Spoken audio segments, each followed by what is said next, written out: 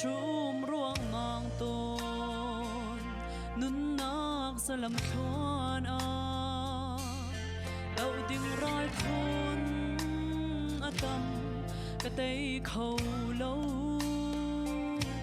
ka sang ater e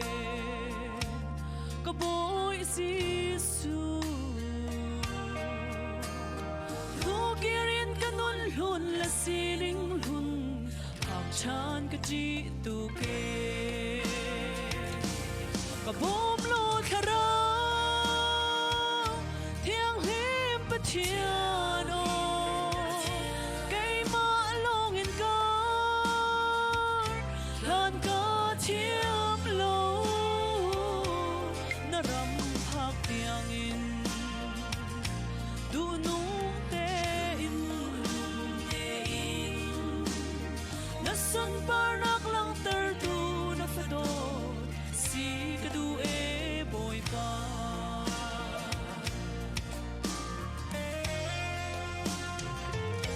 zum tu mor la ka in chim lo ding mi bia ka chim i mi chin lung ta liam ton e mi kip tang dor in nun son ka tu si se lo ka chin lung tang a sang tu ta ting khâu shim lo e ka bom lo khara thiang him pa thian o cây ma long in ca lan ca chiếm lo na ram phak tiang in du nung te in na sun par nak lang ter tu na fado si ka du e boy pa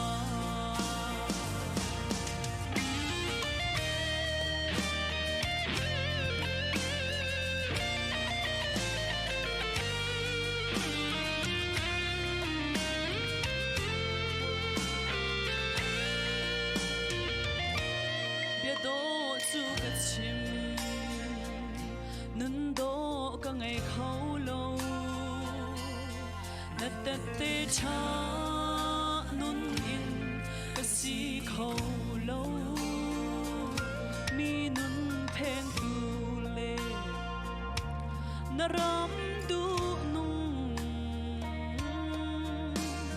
chiat la chua tu la thang chiat tu men men ka si ka hal boy pa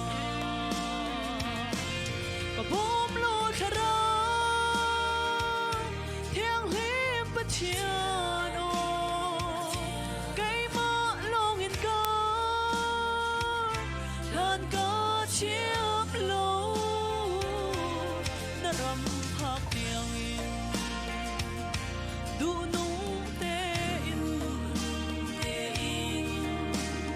na sun par nak lang ter tu na fado si ka du e boy pa